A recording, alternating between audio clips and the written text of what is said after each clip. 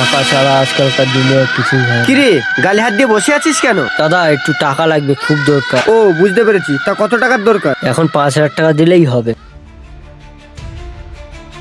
এই নে, এতে পুরোপুরি 5,000 টাকা আছে। ও কাল টাকা নিল, ওকে আবার টাকা দিলে কেন? ওর টাকার দরকার ছিল। তুমি কি তোমার ভাইয়ের কাছে এটিএম নাকি, যখন চাইবে বের করে দিয়ে দাও? ও আমার ভাই, তুমি বুঝবে না।